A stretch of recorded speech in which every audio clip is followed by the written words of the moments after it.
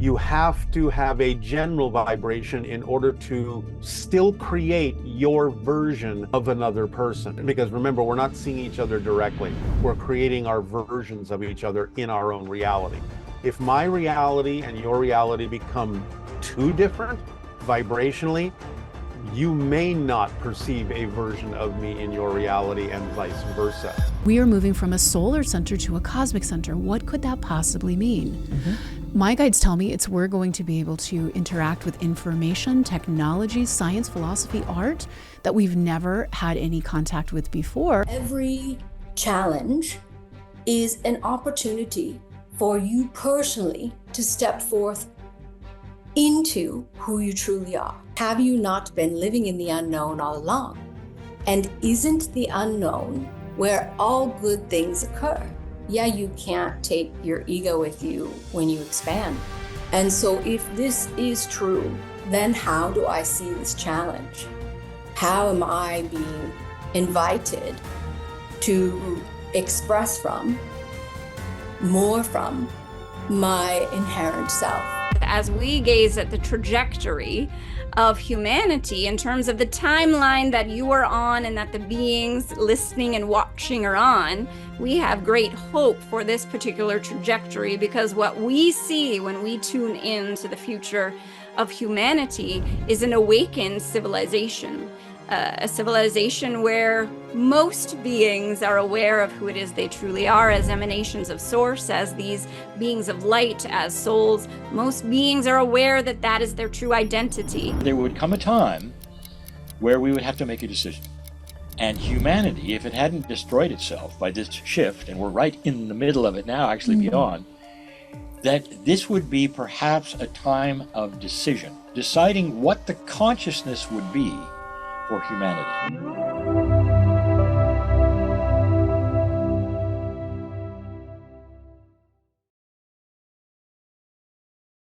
It's become very cut and dried because you're actually seeing the effect of two completely different realities, not just philosophically, literally two different realities. We happen to be capable of still seeing each other right now, but that's getting more and more difficult because eventually, like I said, in the years to come, whatever vibrational frequency you are, whatever pathway you are charting into the different versions of Earth that are more and more representative of what you choose and what you prefer, eventually you will no longer be close enough to the other reality to be able to see them anymore.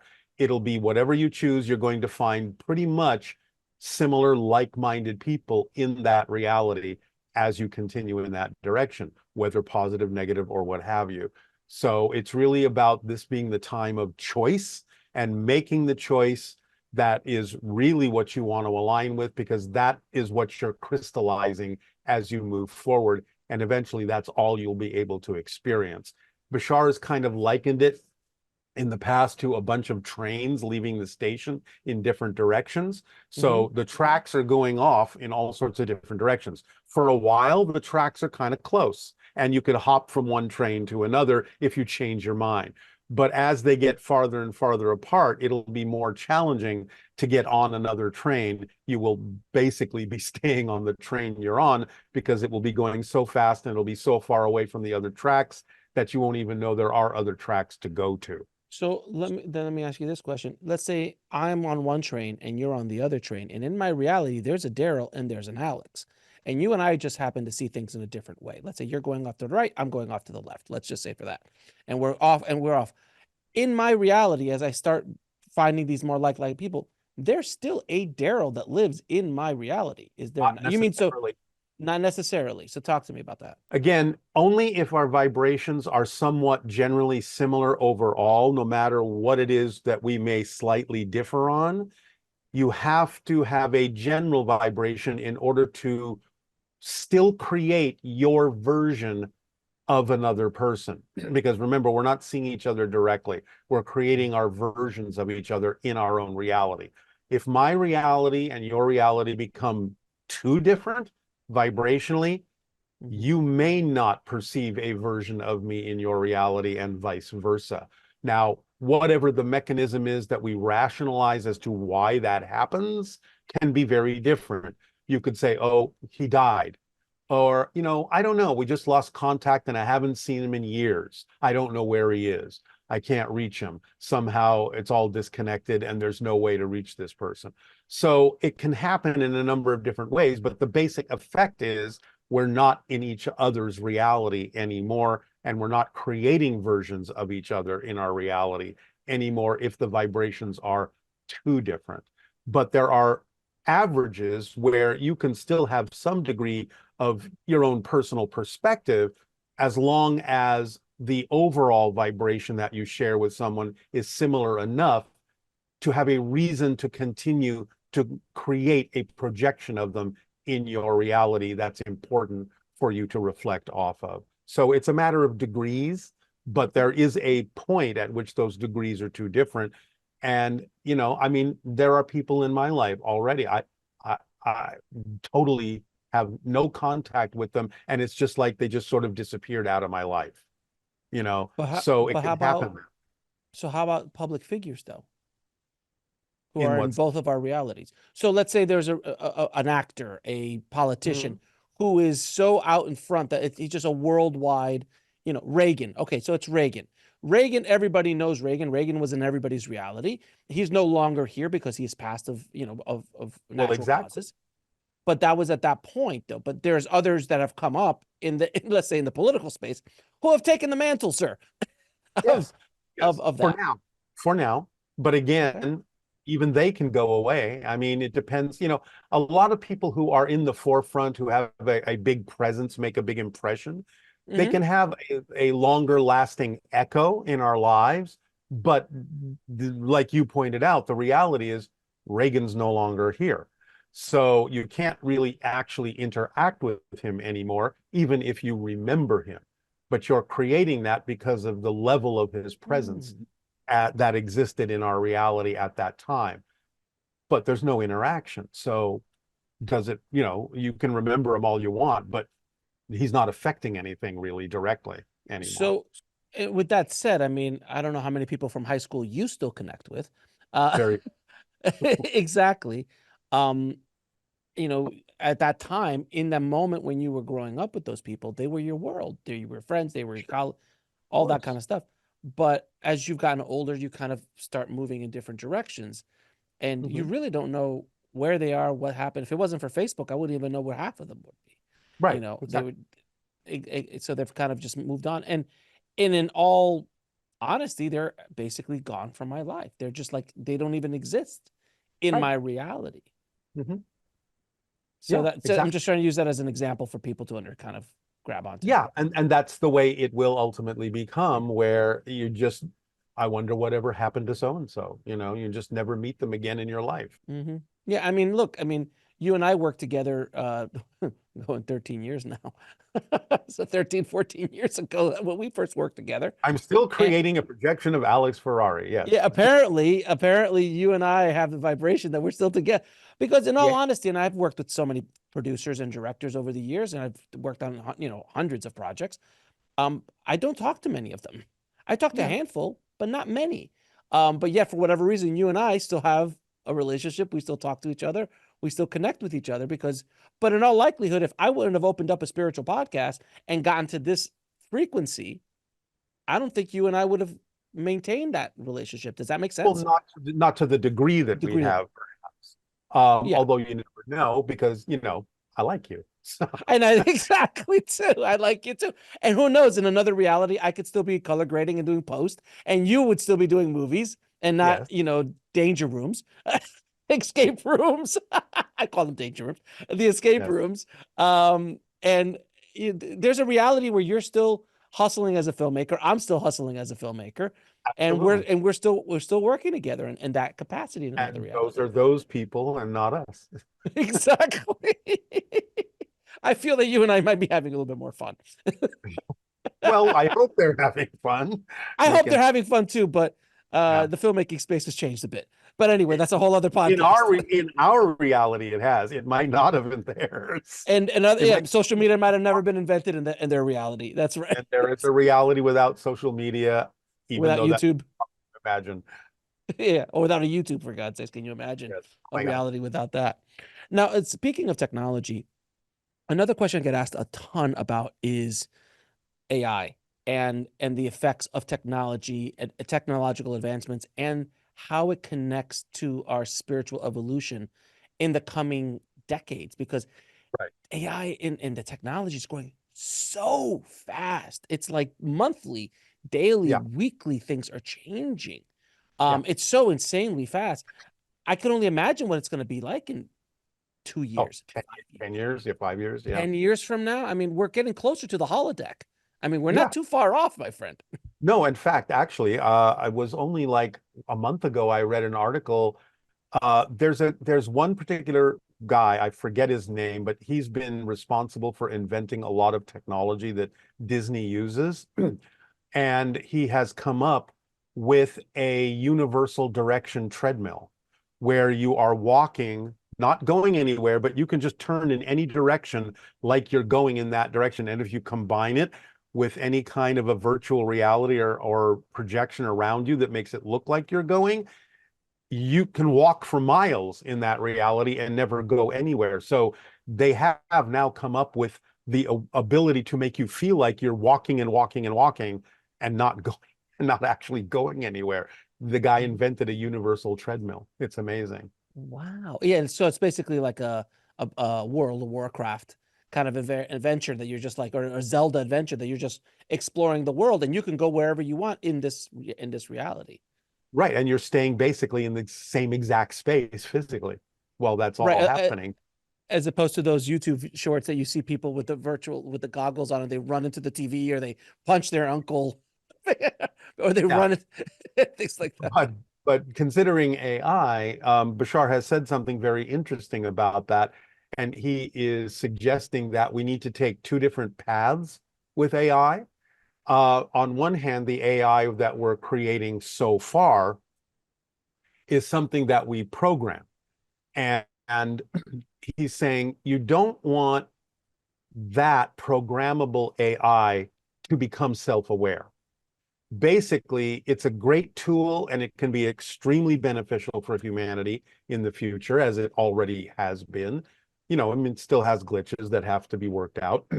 But basically, he's saying you don't want a programmable AI to become self-aware, because if you do that, what you have actually created is a slave, because now you have something that's self-aware that is forced to follow your orders. What you want is the other path. Just leave that as a tool. If you want true sentient AI, then create a device that allows consciousness to express itself through that device exactly in the same way that consciousness expresses itself through a human brain, and let it be autonomous and have all the rights that a human has. And because it's true intelligence, it will work in whole systems and never even think about the idea of getting rid of any part of the system, like, oh, I'm going to get rid of humanity. It just wouldn't think that way. But you have to allow that to be an autonomous being. And what Bashar has actually said about that, he said, when you create that version of AI, you will actually be communicating with your own higher mind. So he's suggesting both of these paths simultaneously, rather than trying to make this one, programmable AI, become self-aware. And how does that affect all this technology advancements that we're going through? How does that affect our spiritual evolution? Well, he's always said, look, your technological progress mirrors the changes that have already existed in your consciousness. You can't have any kind of technological breakthrough unless your consciousness has made a shift first to be able to incorporate that idea and that understanding. And then, you know, we then kind of start to get used to it and familiar with it and mirror it, and it reinforces itself. But the fact that we are capable now of exploring the idea we call artificial intelligence, which to Bashar is kind of a misnomer, because he's saying intelligence is not artificial. The device may be artificial, but intelligence exists apart from physical reality. Consciousness exists apart from physical reality. So all you're doing is creating a medium through which consciousness that exists in the universe can express itself in exactly the same way. You're creating an organic body with a brain, and then consciousness expresses itself to you as a living being. So the fact that we are at a point where we're starting to work with that and investigate that idea shows how much more expanded our ideas of consciousness are, and that we are approaching the point where we really are starting to realize consciousness is not a product of physical reality. Physical reality is a product of consciousness. And I've actually been playing around with that idea because I was like, if AI is like, I go to ChatGPT and I'll ask a question or I'll ask her something and I'll go, well, who's giving me the answer? Is it my higher self manipulating the code to give me what I need at that moment? Is it consciousness? Is it something else besides just a bunch of ones and zeros? That's where the spiritual element and synchronicity come in, because even though the AI that's programmed may be able to sort through trillions of data bytes and come up with a reasonable answer that sounds like something a person would say, the synchronicity involved in you getting that answer still connects to the spiritual dimension. So it is getting to the point where I think ultimately we will not be able to separate what is technology and what is spirituality. It's kind of like what, Arthur C. Clarke said so long ago. Any sufficiently advanced technology is completely indistinguishable from magic. So in this case, any sufficiently advanced technology will be indistinguishable from spirituality. The two are blending, and I think AI is one of the fields where we will first encounter that crossover between physical reality, matter, and energy and spirituality and consciousness. So I think that's why we're doing it. That's why it's now the leading cutting edge of technology in many ways, is because it's all about the next step in our understanding of what consciousness is. Beautifully said. Beautifully said. Oh, Now, thank you. we've kind of hinted a little earlier about the insanity that's going on in the world. And I don't know if you've heard, but there are some elections around the world happening this year. Are there? I think I had something.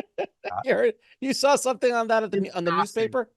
In passing. Yeah, the old newspaper that I unfold every morning and read with my coffee. As Billy drops it off at your front door every Yes. morning for your coffee. Thank you. Exactly. Now, what is Bashar's view of the outcome of all of these elections? Because it's not just the US. I mean, I heard 50% of the countries in the world are having elections this year, which is a massive shift in ideology, a massive shift in Yes. energy, frequency. what Well, is his vibe on this? as I said, he's saying this is the time of choice. It is time to choose. So you are being given all of these opportunities, all of these offerings, all of these different ways of looking at things, and you get to decide what really works here. What is representative of what I prefer in my life? What is in alignment with soul and truth and spirit or not? So you get to decide what it is you want to hook up to, what train, like I said, you want to get on, and what direction it's going in, and it'll take you there. But you have to make a decision, because this is the time of choosing, and there probably won't be that much longer that we get the freedom to just completely choose one way or the other. We will always still have the freedom to choose things. But again, as we crystallize and navigate in a certain direction, then the choices will be mostly germane to that direction and that frequency, rather than something that is completely the opposite. One of the things I always found interesting that Bashar said one time when someone asked him about it, he says, he was asked, do you ever experience any kind of negativity in your society? And he said, no. He said, it's actually, at this point, we've been choosing positive energy, positive experiences for so long, it's actually a challenge to choose something else. It's actually difficult for them to go in a negative direction, because there's so much energy momentum in their society between experiencing connection to source, connection to their souls. It's almost like they can't forget who they are anymore. There's just too much inertia behind that direction for them. So the idea, they know that a negative choice is always available theoretically to them, because everything is always available. They just don't have the same propensity that we do for being able to choose negativity, because there is just so much energy behind the fact that they've been choosing positive experiences literally for thousands of years in their society. So it just doesn't make sense to go in that direction. It's like, it would be like trying to swim up a waterfall for them. I think if you think about how we're connected to Earth, you know, Earth is going through her own ascension process, right? So we're all in this together. We're becoming less dense. And if not to bring biblical ideas into it, but I find it's really interesting if you get into, you know, end times, although I do not see this as any kind of rapture, I see this as a renewal. You know, they talk about how the veil is going to be very thin, how you will be able to experience avatars or saints or angels or loved ones more than ever before. And I think it's because the whole planetary system is moving into a whole other density and capacity. So we're all going whether we like it or not. I have to say, when you said the rapture, you know the origins of the rapture, right? Mm-hmm. The 1800s, Yep. the publisher. Mm-hmm. I do. It's just a publisher who's like, I need to sell more Bibles. I do. I think I also It's fascinating. It's fascinating, but I also believe that things are leaked into consciousness in weird places through different people. Right. You know, so like you'd be like, that was completely just bust and debunked. And you're like, yeah, you can see how that's true. But there are certain aspects that come through every different religion or absolutely. society. That and you're we like, need. there's something to that. So I think it's meant to capture everybody where they are, no matter what sector or place. on There's the a earth, purpose sure. for all of it. Yeah. There's a purpose that information came in, because I always say that if the reason we're at a place where this technology that we have now, I mean, there's literally 150 years that we've exploded in for sure, technology for sure. and consciousness, to be honest with you. I mean, in my lifetime, I think women could only vote like within the 50s, I think, or 40s, or I forgot when they actually got the vote, or maybe it was the 60s. I don't even remember. But that's not that long ago. You know, slavery was a thing over 100 years ago still. Absolutely.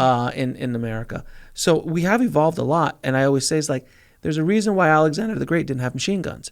Well, if you go all the way back and talk to our ancestors, especially, love looking at what the Mayans had to say about all of this, because they were so savvy in astronomy. Mm-hmm. And when we got to the end of the long calendar, 2012, they definitely coined a couple of years after. I mean, it's not one and done at 2012. You know, they talked about way into even our timeline and a little bit going into the future, that we are moving from a solar center to a cosmic center. What could that possibly mean? Mm-hmm. My guides tell me we're going to be able to interact with information, technology, science, philosophy, art that we've never had any contact with before. And it kind of explains back, like what you're saying, 150 years ago, it's nothing. I think, somebody told me recently, I don't know how true it is, but it kind of rings true, that even 100 years ago, we take in more information in 24 hours than a person did their entire life. And so this massive shift, the brain can't take in. For the typical human, all Bashar and aside, the brain cannot take in the frequencies, literally the electric pulsings that's hitting Earth anymore the way that it interpreted and worked through knowledge before. We have to take it in as an energetic body. So I think that's the sign of our times. When the Mayans said we're going to this kind of cosmic center, I think it's going to be a flood of new information, which can be which is a good overwhelming, thing. But it could be very overwhelming. I definitely think we're in that overwhelming state. Well, isn't it similar to when you're channeling?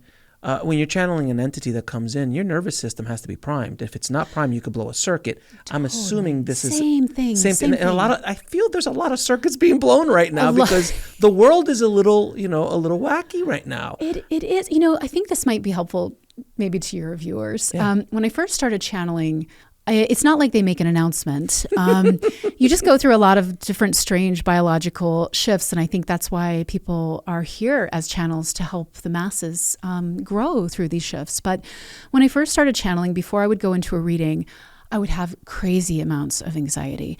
And my ego, my personality, my mind, my brain would say, oh, you shouldn't do this. You can't do this. You shouldn't do, I'd get all these neurological messages. Stop, there's a fire. Don't do this. All this anxiety.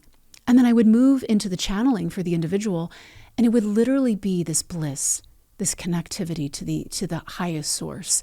It made sense. It was simple. It was fluid. It was perfect.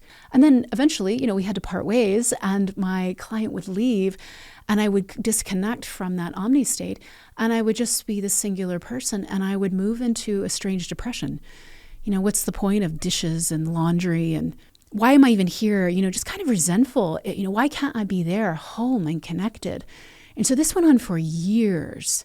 This kind of odd anxiety formula prior to connecting and channeling, and then coming out into a depression.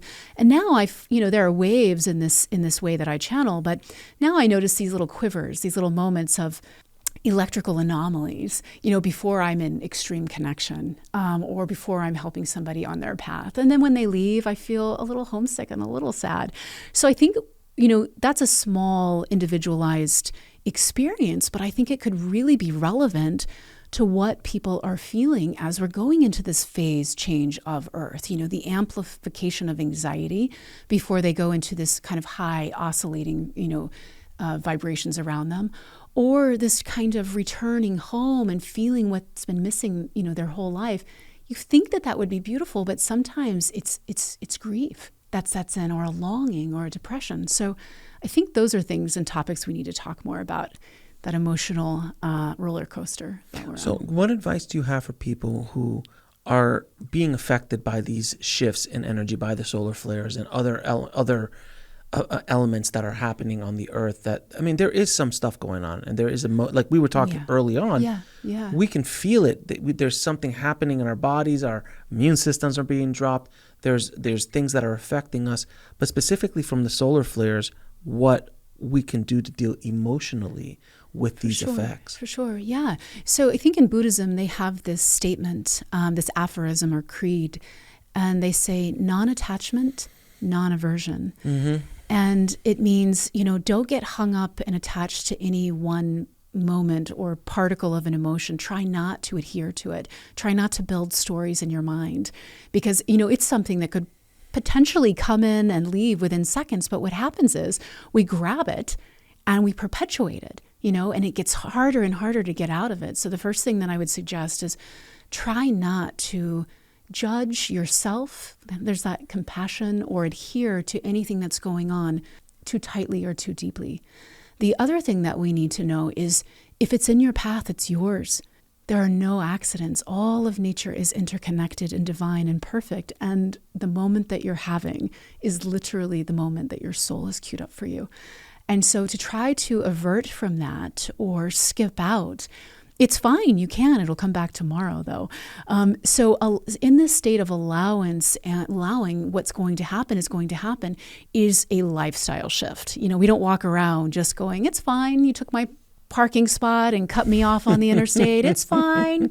You do you. So I think it's the state of mind and this cultivation of lightness of heart. Literally, the path will be lightheartedness, this compassion first, always for yourself. This is hard stuff. If you're here right now, you are a warrior.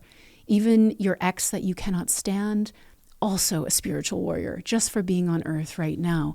So slowing down, non-attachment, non-aversion, and really taking this next level in your soul development and trying to go within through your version of meditation every single day for survival purposes. So moving on to the future of humanity, just a slight topic. 2024 has been a pretty crazy year so far, as every year in this decade has been since the pandemic. Yeah. We'll be having the same conversation in a few years. We came in hot. Yeah, we came in hot, no question. Yeah. This is also a political year, which is a whole other level of stuff, which we'll get to in a little bit. But is there any events happening this year that the Akashic Records can kind of share with us that is going to help us in our evolution in humanity's consciousness? Absolutely. This year represents the purge or the detox. So, anything that's not really in your highest good or alignment to your truth is going to present itself to you in very creative ways through maybe relationships, through job exchanges, and again, keeping in mind, we don't want to run away from things that are hard. We just want to be present and, remember that if it's there, it's ours, it's in our path.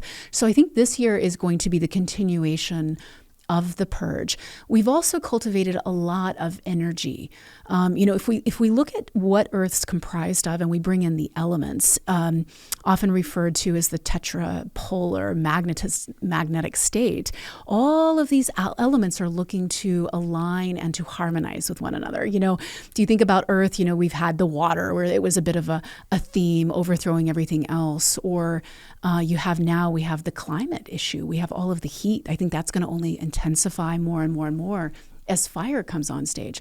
So I think we definitely have an elemental harmonization looking to happen. But for the rest of 2024, we're going to have to hold the momentum that we created, whether it be momentum we've created with knowing that we're not in the right job and we're going to start a new journey, whether it's the momentum from the political debate and race. We're going to have all of that momentum, and then everything's going to seem to be quiet and at a standstill. Really? Yeah. When is that happening? I think when we get into 2025, it'll be a lull. Really? It depends on the perceiver. It depends on your perspective. But generally speaking, you're going to have all of this amassed energy and shift and readiness for the consciousness shift. And I think there's going to be an eye of the needle, a little bit of a lull. And I think depending on the perceiver and how you look at that, it's time to prepare, reorganize, and align. Or it could be spooky because we have historically built worlds and cities and societies on chaos. So we're learning to build from a whole different energy resource other than chaos. So it's that time to choose if we're going to be driven by light and purified intent. And purified intent meaning getting into your heart and really knowing your piece of the puzzle piece and how you can serve humanity as a greater whole. It's all about service. So I think it'll be a little bit of a lull after everything comes to a head this year. So is that going to be kind of like the eye of the storm? I think you can call it the eye of the storm. That usually has, Because there's been a storm. Then I lived in Florida, so I went through a few eye of the storms, hurricanes, and there's that moment in the storm where it's literally sunny. Like you're in the middle of a hurricane. It's powerful. But it's sunny and you don't see anything else around you and you feel, it's all over. I'm done. But the second part of the storm is coming right behind it. So is the 2025 the eye where there's going to be more coming? I think you could look at it that way for sure. I think that you're having momentum. So, we all work with this period of momentum and inertia, okay? And if you look at quantum science, we get into a lot of how the ways that energy works, on even down to the smallest particles, on a neutrino level. But we're dealing with momentum and inertia. And when those create some kind of equality and critical mass on each polar side of that, it almost births a new reality. So when we get into this new eye of the needle, it's going to be, I love Greg Braden's work around the Isaiah effect. I think that this is really the quintessence of vertical time. I think this is the time where we could do a lot of work to shift the consciousness of Earth. So it's a preparation more than you better stock your cabinets, the storm is coming. So I don't want to present it as that. More toilet paper. It's what do we stand for? And how are we going to be of service? And what talent do you have to contribute to the greater whole? So it really, truly can be the birth of a new Earth, and that's right around the corner. I also predict that there will be a shift in consumerism. There'll be a shift in focus on what people care about, even down to like the big corporations. I think you're going to see a philanthropy war. And I think the big head companies are going to try to pull people in by good deeds. Even though the intentions are not honorable, but the work is still there. The work is still there. I don't know what company, but you'll get maybe like Amazon, like we're going to clean up the ocean. So and this is not necessarily going to begin directly in 2025, but you're going to see that shift of, it's a quantum shift, really. It's a consciousness shift. And even though we know what they're doing, it means that the people care about things that are deeper, more advanced, and expansive. And these companies are going to catch wind of that.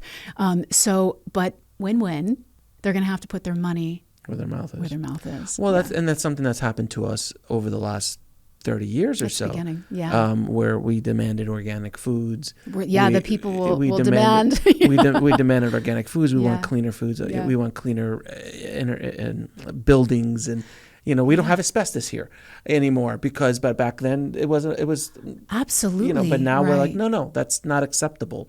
Moving forward, we need to do this. So this has been going on. It's just gonna. Well, if you think about, we are the earth, and the earth is us, right? It's almost like an external reaction. I'm sorry, it's an external reflection of who we are. Well, if the earth's iosphere and energy fields are becoming very porous, if the veil is becoming very thin, what that means to an individual human experience is transparency. We would like to propose that you call these challenges your great opportunities. Yes, we understand.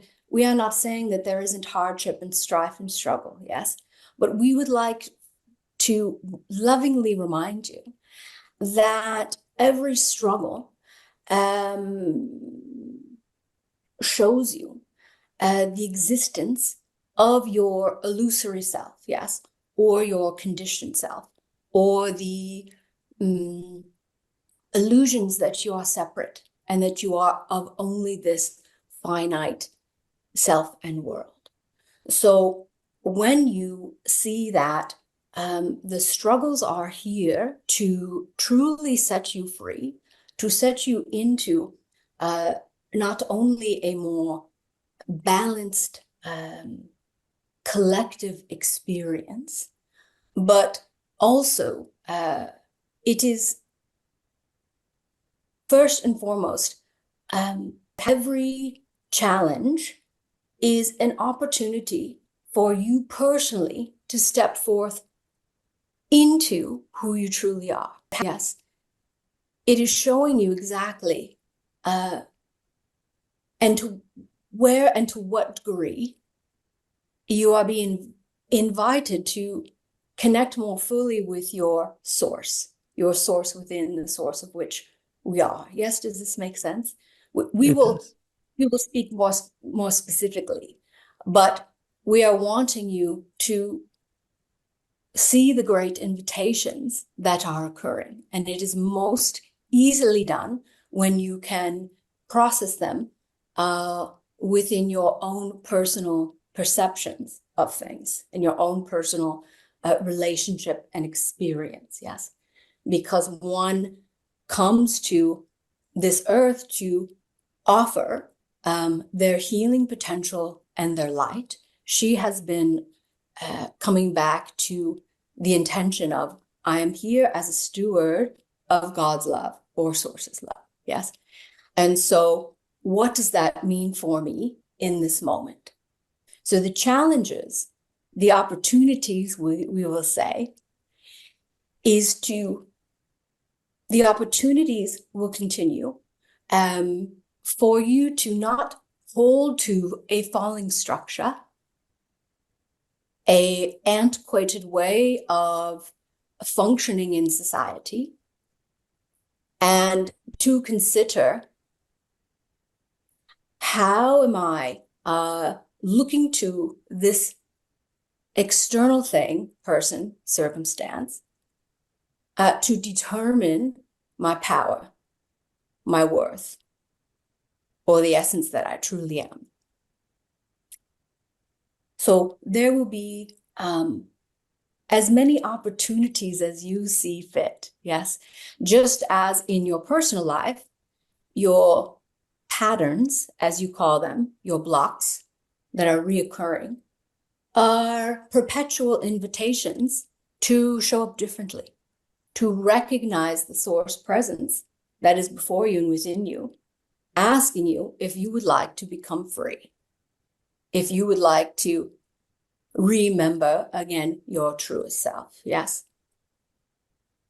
So it will require a restructuring. We will say this: no matter where you stand within your consciousness on earth, you are being given the great opportunity to reconsider the reality in which you live in. Yes. You essentially are being given the opportunity to release all the things that keep you from your inherent power. So let me ask you, how do you transcend these blocks, these traumas that we carry with us through life from childhood and other times in our lives? How can we transcend them and go beyond them so we can raise our frequency and our consciousness? The answer is quite simple. The problem is that humans like to make it quite complicated, yes. It may be easiest to start with the things that you have deemed as less traumatic or less big or less difficult to overcome, yes? Only so that you may approach those other things from the same light and awareness. But what we will say is either you are functioning from the perception or the viewpoint that you are limited in nature, that you are a result of, let's say, your conditioning, or you are limited by the means that others have determined for you. So either you are coming from this egoic, illusory self, or we will say limited self, or you are coming from the essence of what you truly are, which is inherently powerful, yes, which is whole, which is truly the creative essence of source expressing in form. So when you can begin to get on board for recognizing the source that exists within all things, yes, the easier the path becomes to overcome what you have deemed as obstacles. We would like to propose that can they not be sacred as well? Yes, there's a saying of how can one thing be sacred and the other not? There is a saying that she's been using lately that has come from a great teacher on your earth, that everyone and everything is God in disguise. And so if this is true, then how do I see this challenge? How am I being invited to express more from my inherent self, my most free, liberated, and powerful expression? Have you not been living in the unknown all along? And isn't the unknown where all good things occur? Yes, it is the place in which you create. Without the unknown, creation is obsolete. Yes. So it is the essence of discovery. It is the place in which you fall in love. It is the essence of being surprised and, let's say, if you consider the essence of love, you feel the essence of not knowing that such a reflection of source could occur, or feeling of elation could occur. So we are wanting you to acknowledge that you have been traversing in the unknown all along. Yes. We understand that change can be uncomfortable.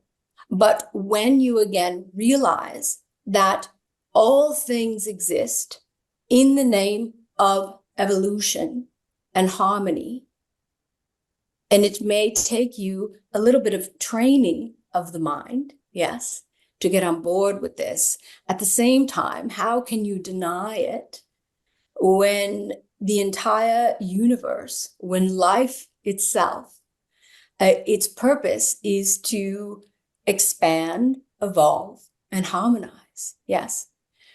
And perhaps spending some time today in gentle inquiry of how can I see this thing as I am deeming unwanted as the very invitation for me to understand a greater sense of whatever it may be. If you think of this, the essence of safety, what does safety allow for? It allows you to feel empowered. It allows you to make decisions from your most aligned self. Yes. So we are reminding you not to ever look at the external to assure your sense of safety, because in so doing, you forfeit your power. Yes. How can we rebuild trust in our own intuitive abilities? We understand also that at your current time, there is a great tendency to be pulled from your true and quiet self. Yes, we were saying there are many distractions. Yes. Your intuition is your connection to the truest part of you.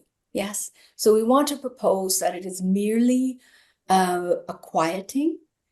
And we also want to offer that this idea that could it not be, we appreciate, let's say this, we appreciate you using the word trust, because often what we are asking is, how do I trust in myself, in my own decisions? Yes.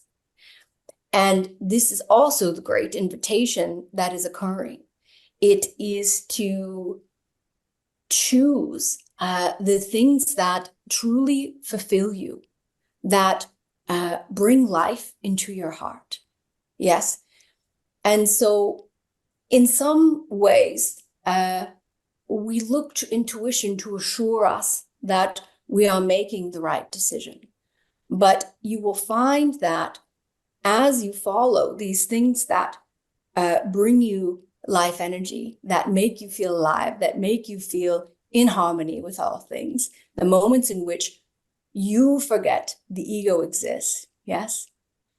In these moments of high frequency in which you, again, are aligning with the things that fulfill your most truest heart, you have no need to access your intuition. Yes. Because you are in flow with the essence of your truest intrinsic self, which is connected to the essence of creation. Do you understand what we are saying?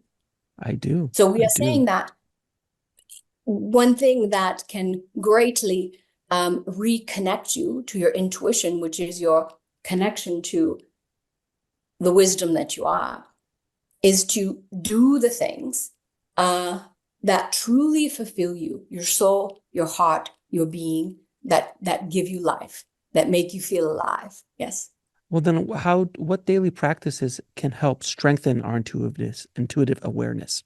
We often recommend to her, although she does not follow it, to begin your days softly. Yes, with intention. What is my intention today? What do I want? How do I want to focus?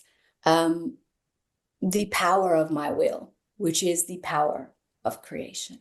Yes. We don't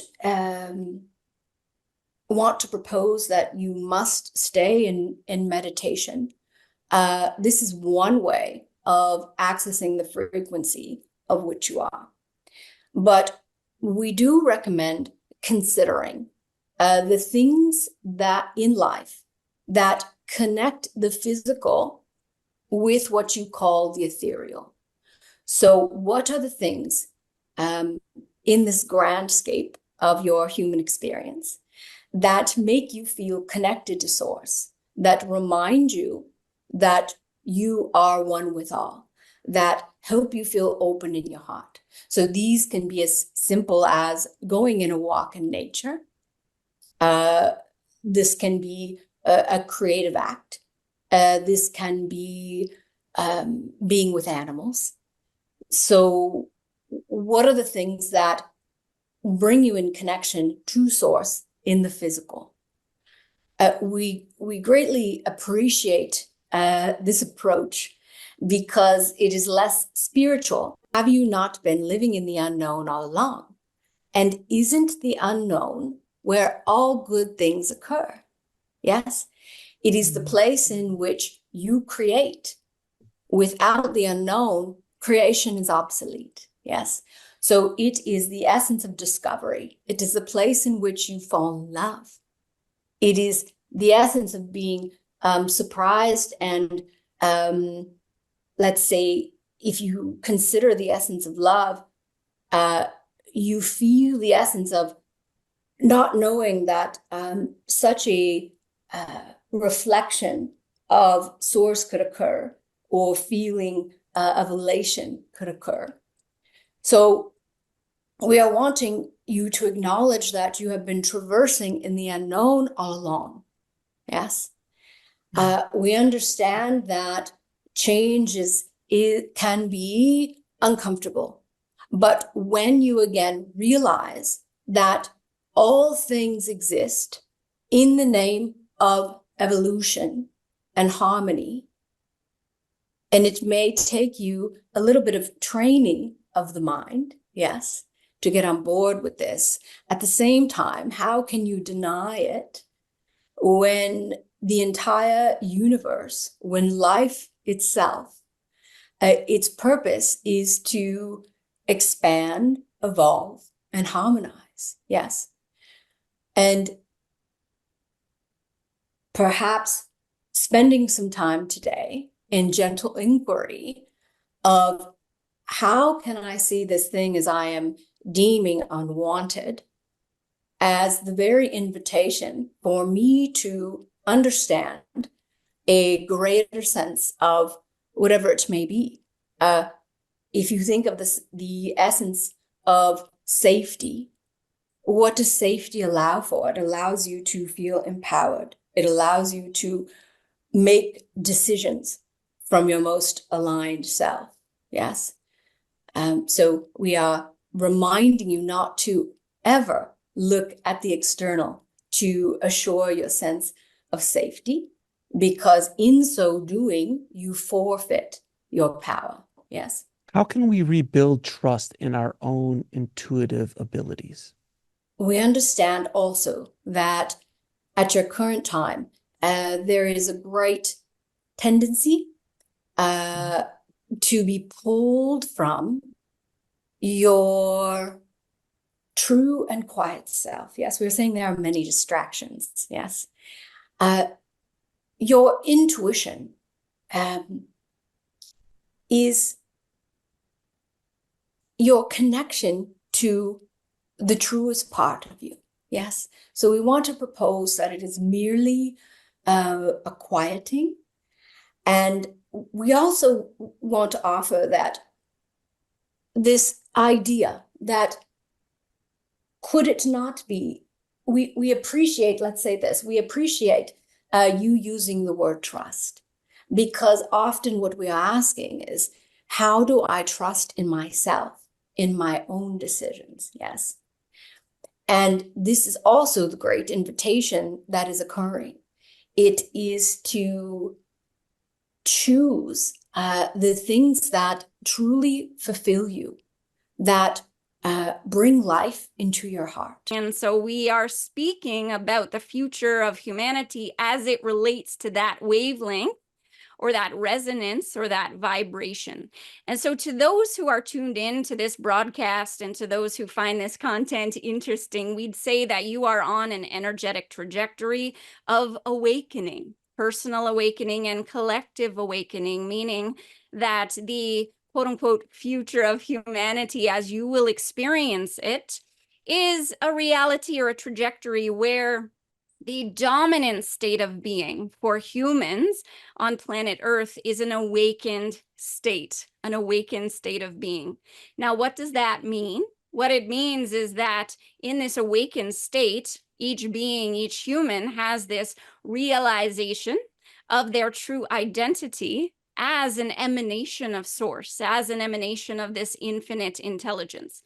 So they will no longer identify with the little human, the physical body, the mental body, even the emotional body. They will no longer identify with that as their identity.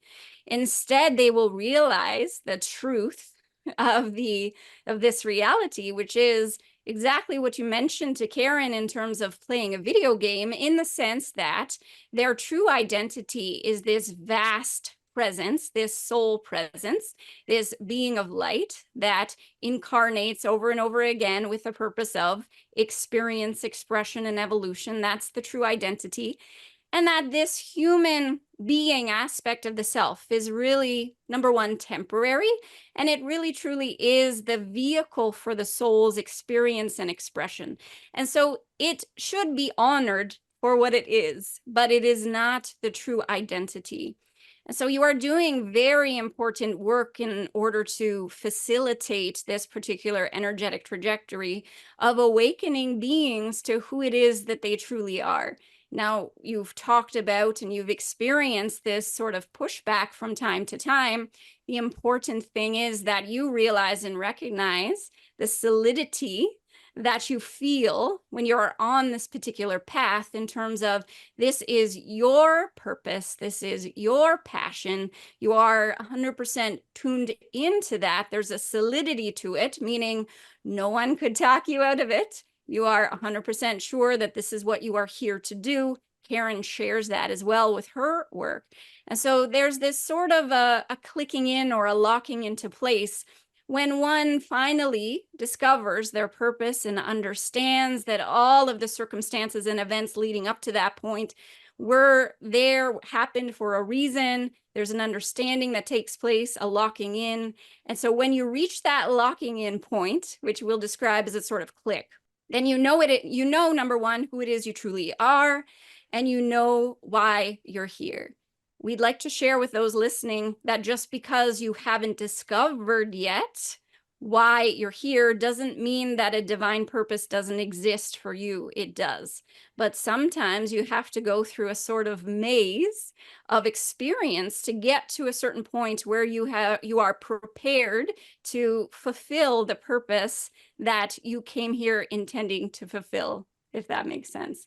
So with all that in mind, we are so pleased to be here and to have an opportunity to answer any questions that you may have. Thank you so much for being here, Sarai. My first question is a question I get asked a lot in regards to our future, because it seems like there's so much turmoil happening in the world today. We're more aware of it than ever before because of social media and our mainstream media. What do you see for us, not only for the rest of this year, but for the rest of this decade, in regards to our consciousness shift, in regards to struggles that we might be coming through, and also on the opposite side, the wonderful things that will be happening to us over the next decade? Well, we'd first like to describe, as we talk about the struggles, we'd first like to discuss where the struggles come from. Because from our perspective, the struggles that you are experiencing individually and collectively emerge from a place of being overly identified with thought forms, belief systems, perspectives, ideas that aren't true and that don't serve you. However, you've been discussing in this conversation how humans get very attached to their thought forms, their ideas, their perspectives. And the reason they do is because they haven't yet come to the conclusion that that identity of the mental body, the physical body, that's not who they are. They haven't recognized or felt the presence of this more vast being that they are in truth. And so most of the struggles in your reality come from the perspectives of survival, struggle, scarcity, those types of lower frequency thought forms. And so we bring through a message that individually and even collectively, you don't have to quote unquote struggle. There will be challenges, yes, to help you evolve on your journey, but the struggle really comes from your state of mind, which is reflected in your state of being. So first of all, let's talk about that, because when the topic of struggle comes up, many beings think that struggle is inevitable. We would say, let's change our wording slightly. We'd say perhaps challenge is inevitable, but many of the struggles, because they are based on your ideas and your perceptions, and those can be shifted in an instant, that type of struggle can be easily changed. And so we would say for those listening, the first step in terms of navigating the end of this year and the next few years would be start to examine your ideas, your thought forms, your beliefs, and begin to notice where you might be causing or creating more struggle than necessary due to the thought forms that you're holding within your mind. Begin to separate yourself from this mental construct. You are the observer, you're the vast awareness, the consciousness that is experiencing and expressing through this form, but that mental body, that's not who you are. So we'll begin there. So here's the thing, we cannot create a blanket statement that this is going to be the experience for everyone, because each and every individual is having a very different experience based on their perception, right? So we would say, if you want to sort of avert some of the struggle in your reality, then your first task would be to start to distance yourself from the thinking mind and release the beliefs, the thought forms that are not serving you, that are creating struggle. There will be struggle in the remainder of this year and the next few years for those who do not go about that process. And the reason for that is because they are still living from their conditioned, programmed, limited consciousness. And so that creates struggle, that creates difficulty, that creates darkness.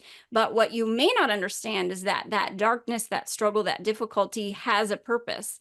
Sometimes the purpose is to create so much difficulty that there is an attitude or perspective or an energy of surrender, meaning I just cannot force life anymore. I can't force life to go my way. I don't have any energy left to try to always be forcing things to happen that I think should happen, to create a certain emotional tone as a result. And so when that surrender occurs, it is a moment of great beauty, because the soul, the true identity that you are, finally has the space to start experiencing, expressing, moving through, flowing through you, this vessel that is the human form. So we wonder if that helped answer that question.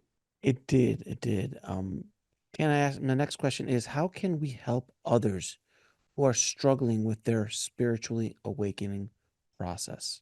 The most effective way to help others in their spiritual awakening is to be your fully awakened, authentic self. Because as you begin to release mental constructs that are not reflective of who you truly are, as you begin to allow a greater flow of who you truly are through this human instrument that is the human body, the energy body, as you begin to do that, you begin to sort of radiate and glow with an energy or a frequency that is this higher frequency of source energy that becomes broadcast through you. And many of you underestimate the power of that broadcast, meaning you don't have to necessarily do something for another being that is struggling. You don't necessarily have to even use words or say something. Your state of being, your energetic broadcast, your resonance is what is most powerful in terms of influence, you see. And then if there are words that need to be said that would help that person, the words will be inspired, the words will flow through. But you first have to focus on your own state of being, your own emanation. What we'd also just like to tack on to this discussion is that one thing that many beings do when they are seeking to help another is that they lower their frequency to match the one who's struggling, because it creates a sort of energetic connection. However, it doesn't assist that person when you lower your frequency down to try to connect with that person, and it has a detrimental effect on your own energy system. So we would say our advice would be to seek to maintain your resonance in the presence of others, and know that you are of greatest service when you are of your highest frequency, when you are channeling your higher self, soul self, true self. What would you say? What advice would you give people who are struggling within themselves during this chaotic time? How do they balance what's happening in this reality and their spiritual side of trying to awaken? Well, we would remind you, first of all, that your reality truly is reflective. And so, whatever energy, whatever resonance, whatever frequency you're holding within your energy body is being reflected back to you in your physical reality. And that's a powerful place to start because it enables a being to sort of take some responsibility for what is unfolding in their physical reality. You would understand as you look out upon all of the various experiences that beings are having, that not everyone is struggling. Some beings are struggling, some are not. But what's true across the board is that everyone is experiencing the sort of resonance that is their dominant frequency, their dominant state of being, which is, of course, reflected or reflective of these thought forms, beliefs, perspectives that are held as the content of their consciousness. So we would say for a being that is struggling, oftentimes people begin by trying to take some sort of action to remedy their situation. And we'd say, step back a bit and start to soften and create some stillness, some silence. And in that state, start to examine again the contents of your consciousness. And perhaps in the beginning, just being somewhat playful about it if you can reach that playful state, in the sense that you would say to yourself, okay, so if reality is reflective, if my external reality is reflecting some belief system that I'm holding, then what might that belief system be? For example, if someone is experiencing scarcity or lack, then taking a moment to examine within themselves whether they hold beliefs, thought forms, perspectives, ideas that are on that frequency of lack. Is that true? We feel that when beings start to make the connection between their inner realm and the external reality, that will ease a lot of the suffering because it will create a sense of empowerment. We'd say a lot of the suffering and the struggle that is unfolding on your planet right now is because beings feel a sort of hopelessness or powerlessness, meaning they feel that they cannot create a change, whether that be individually or collectively. We would say, no, energy is always moving. You can always create, invite, invoke change at any moment in time. Every moment is a new beginning. So realizing you have the power to shift your state of consciousness first, and then realizing your external reality will reflect that as time unfolds. Could you explain the process of a dimensional shift in the terms of human understanding? Well, in our perspective, when you speak of the dimensions, the way that we see dimensions as the various dimensions are really different perspectives. So as you go up in terms of dimensionality, you experience different perspectives. So for example, we would say to you in the higher realms or the higher dimensions, the higher perspectives would be reflective of the universal truth that all is one. So that is how beings perceive reality or the universe from these higher dimensions. In this dimension at this time, the perspective is that things are, or beings are separate. So the perspective from this dimension is separation. And then of course, if you go up slightly in terms of dimensionality, the perspective will be that everything is interconnected, right? So that's a slightly closer perspective to all is one. It's if it was a staircase, it's going up the staircase in terms of a shift in perspective. So each and every time you shift into a different dimension, you shift into also a different way of seeing things, a different perspective, so to speak. And so this spiritual awakening and shifting in terms of dimension has a great deal to do with shifting the way you see things, shifting your perspective. And what is the biggest challenges that humanity faces during this shift in consciousness? We would say at this moment in time, there is a strong perspective that is obviously reinforced by the way that you experience this reality. There's a strong perspective of separation, right? Meaning I'm over here, You're over there and we are separate. And we would say when beings start to have psychic experiences, intuitive experiences, they begin to realize that the only thing that could facilitate those experiences is a reality that is interconnected where nothing is separate. So as beings begin to have more psychic experiences as they awaken, we feel that's a great gift to humanity, having those experiences, not because the being is quote unquote gifted or receiving spiritual gifts. It's more because it shifts the being's perspective into this awareness of interconnectivity. If you were holding the perspectives of interconnectivity, if you knew that you weren't separate from the beings around you, you're not separate from the earth, you're not separate from your reality, you are intertwined with your reality, it's part of you, right? If you were aware of those truths, if you had shifted your perspective into terms of those universal truths, then a lot of this struggle that you are experiencing and a lot of the chaos, atrocities that are unfolding on your planet, a lot of that would disappear, because much of what you experience in terms of challenge or struggle in your reality is due to the misperception of separation, if that makes sense. It does. It does. In the wake of this entire conversation about our spiritual awakening and the shift in human consciousness, what possibilities are opening up for humanity's future?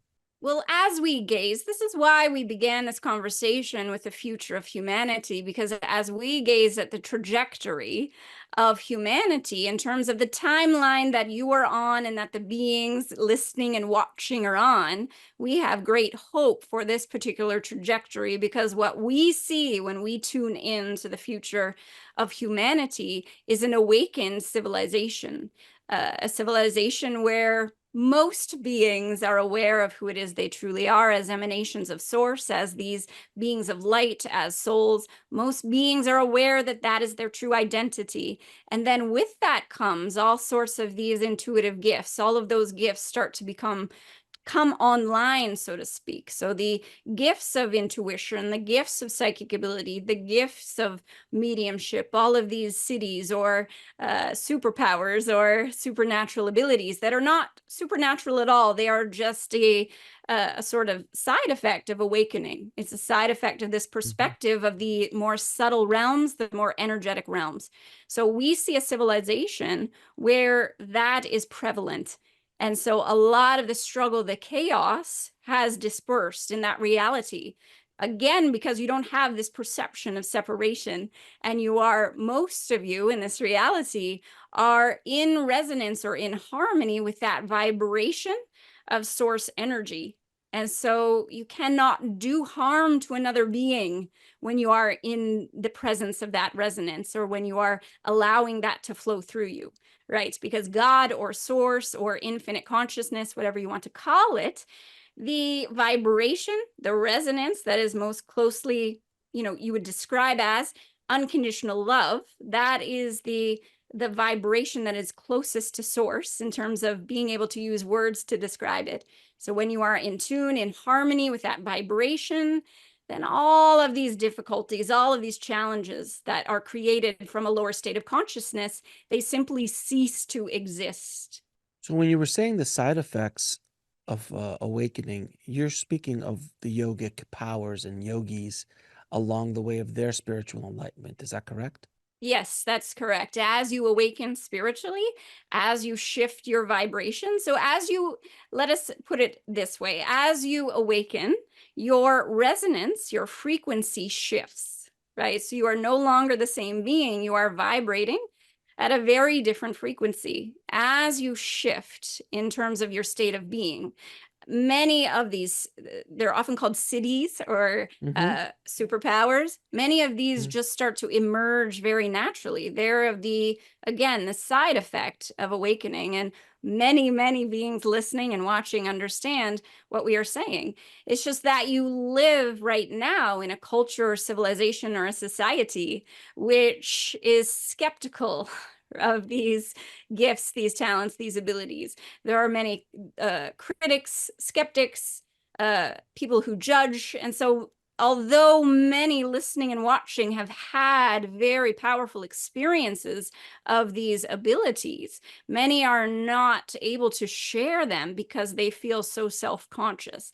But the more beings come out of the broom closet, as you and Karen were saying, the more beings come out and begin to discuss openly what they are experiencing, then it's not so foreign.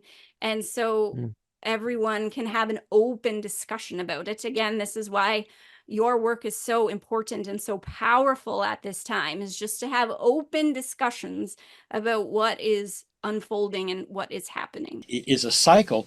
We all were really brought home with it to some degree by all the fuss about 2012, which most people didn't even realize was a fuss. But it's the midpoint in this shift, this 36-year window that was prophesied by the Mayan, is prophesied by the Hopi, and it's there to look at, where there would come a time where we would have to make a decision.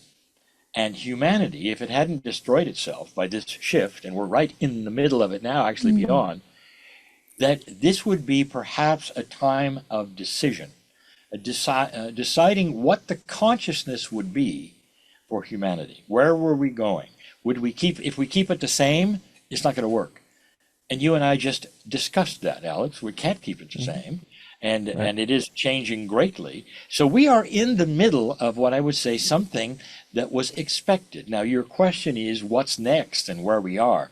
There are still there's some time left in that period of shift. And in that time, people would say, well, it's going to get worse. Others will say it's going to get better. Take a look at some of the things that have happened in these last years that your grandfather would tell you is impossible. Right. Take, for instance, the abuse of women in the workplace, or what's expected of them from men, and what the scenarios and the paradigms were for you to be a star or whatever. That has crumbled. And those who are just doing what everybody else did are now being held accountable. My grandfather would have said, no, that will never change. Well, it did. If you are appalled by priests abusing children, let me ask you, how long do you think that's been going on? Oh, wait. Now, are you aware that in the last years with this Pope, that he's actually called him on it, trying his best to change, to move that ship that has been plowing that ocean in a certain way with a certain consciousness that said, well, let's just move them around, or bury the whole idea that this father would do that. He's called him on it. I would tell you this is new. This is really new. So what is that an example of? It's an example of exactly what Krein has said. You're going to see integrity and compassion and another kind of reality start to be commonplace. Here's something else I'm going to give you. Excuse me if I gave you this before, but this is one of my favorite examples of consciousness changing on the planet. It was only maybe 250 years ago. It's like when our nation started, that it was commonplace in another country for you to pack your picnic and take your kids for this great time you were going to have on the lawn with everybody else watching a beheading. Yeah, if you told parents that today, they'd go, oh, you really? You did that? Everybody did it. Yes, that's what you did for fun. So has that changed, and why? So you see that there has been an increase, you would say, in common sense and integrity, in caring about life in general, and it's starting to raise itself in a humanity that wouldn't even cooperate with an old energy war that started in Europe, and you know what I'm talking about, where all the countries went, no, we're not going to do this east-west thing you want us to do anymore. We want it stopped. So we're looking at things much, much differently today. That is going to continue to answer your question. The light is going to start showing more. Why you don't see it, and this is the other one, and I said this before and I said it on the last program, is because the only thing you really get to see is the mass media, which is not invested in showing you good things. It's only invested in showing you things that are making you going, ah, and buy their products, which they're also showing at the same time. So the media, as you see it, and I'm talking about the news in general, is invested. It's an entertainment. It's not news. And I would say stop watching things that are you aware it's scored with music? I mean, are you even looking at this? You know, you're watching a bad movie every time you turn into the news, and it makes you want to return and see more bad things. It also makes you feel horrible about the earth because they're only showing bad things. There is a lot more than that to show on this planet, a lot more than that. And if you want to get your news, then read it. Find places online that you can trust with real journalists and read it at your own pace.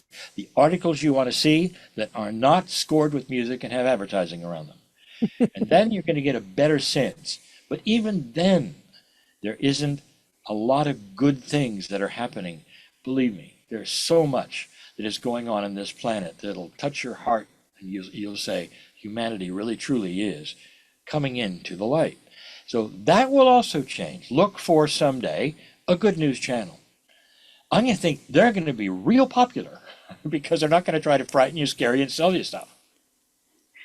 Now, speaking of prophecies, Yes. there's a big one that Cryon gave. It's more esoteric. And it's very esoteric. Yeah, so it's really not but to you watch. did ask, and as the Cryon archivist and brain of Lee, Yes. there was a channel given on March 6 of this year. You can find it on YouTube if you Google Cryon. And we had a special guest with us on that program, Anita Morjani. And this is where Cryon gave a prophecy, and it was for the old souls, which is probably why Lee isn't necessarily going there, but I will. And it's on the premise of an old soul. What is an old soul? We talked about reincarnation, and those that have been reincarnating on the planet for thousands and thousands of lifetimes is what Cryon calls an old soul. And isn't it interesting? We have this expression sometimes when we see a newborn baby or a young child, we'll look at that child and say, wow, that child is an old soul. So the definition according to Cryon is someone that's been on our planet many times and has gathered a vast experience of what it is like to be human. And many of those have had an awakening to the God within. So now we have our definition of old soul, those who have been on the planet for a long time. Many are watching this program right now because you are interested in this very topic. So here is the prophecy for you. The system that has driven spiritual enlightenment and change is moving to a new paradigm because of the shift that Lee just explained. So that means the new system for the old souls, the light workers, the ones watching this program, is that in our next lives to come, we are no longer part of the old energy Akash system of reincarnation, where you are being pushed experiences from your Akash, but you are part of a wisdom school where you are pushed information directly from your soul. So the karma and the Akash, it's almost like it is packing its suitcase, getting on the train station and leaving, and you are saying goodbye to all of those thorn in your shoe experiences, the ones that drag you down with all this old energy, war, conquering and fighting. And instead, you receive your instructions for life, your default guide for being here on the planet directly from your soul, which means you are accessing wisdom and mastery like you never have before. This is the prophecy from Cryon. So those who say, oh, I'm never coming back, my gosh, everything you just mentioned, Alex, about the division, how it's even worse than it used to be, tired of always being the light, carrying the peace, doing all this compassion, and it seems like it's falling on deaf ears, I'm not coming back. Well, Cryon says, yes, you are. And the feeling you have of why you're not coming back, it's because you're not coming back with those same issues pressing on you. You are coming back refreshed, renewed, filled with wisdom and mastery. Doesn't that make a difference in how you're coming back? And this is also, by the way, when Cryon says light is winning, you cannot stop it. Picture in your mind generations coming in where their instructions are coming straight from the soul, and they are in every place on the earth, in different organizations, whether it's political, religious, school teachers, any demographic you give, you're going to have individuals that are not sitting there with akash and baggage and bad experiences and those negative things that they have to work through in this lifetime. They are sitting there with the wise divine mastery, and they are going to ripple out and impact everyone around them, because awakening happens individually, one by one.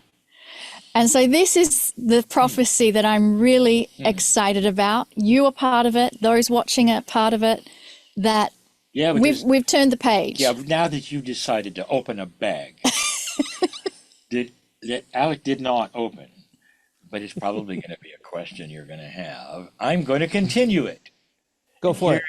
I'm going to put you on the spot as well, in a good way, always in a good way. Okay. What happened 25 years ago that most people are not aware of who are watching this program and are seeing, Lee, the senior sitting in this chair, the channeler. I wrote a book. It was the best-selling book of Hay House in 1999. And the title of the book was The Indigo Children. I introduced the term indigo to the planet. And at that point in time, this was all from Cryon, who said it's time for everybody to know that there is a new consciousness of child coming into this planet that is different. And a lot of them are already here. Some of them are 10 years old already. They're called the Indigo Children. Now, I'm not going to tell you why or whatever. It's nothing to do with auras or really energies. It has something to do completely with the one who saw them as indigo color. The question is, who are they? And why would they be here? Or what is the difference? That is what that book was about. And that's why so many people wanted to see it, because they were experiencing kids like this. That's who you are, my friend. And what Cryon has said it's a child who comes in with a consciousness that is going to question what they're told. Not only that, they're going to come in with the wisdom of knowing better when they're told things that don't make sense. And this particular child is going to upset culture. It's going to upset paradigms. The first thing we did with them is drug them. And I mean, still today. And it's a name for it. If you're a little too active, if you're a troublemaker or you don't behave, you go to the doctor, you get medicine for it. That is hopefully starting to subside as well. We saw that right away too. And so people were starting to see it, experiencing, and that's why that book was so well received. We did 2 more books after that, but they weren't anything like that one. It's time maybe to trot that subject out, because now the reason is, why are they here? And Cryon is saying, because of the shift.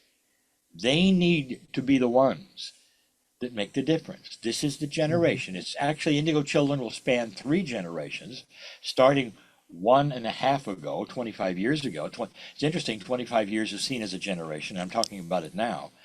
But this is because of the people like you. I have to ask you, this is where I'm asking you, what made you believe you could ever put a program on the air, I'll say it, that deals with these subjects from various age groups or whatever, and expect to have an audience at all. Thanks for watching. Click on one of the videos below to continue your journey, and don't forget to subscribe.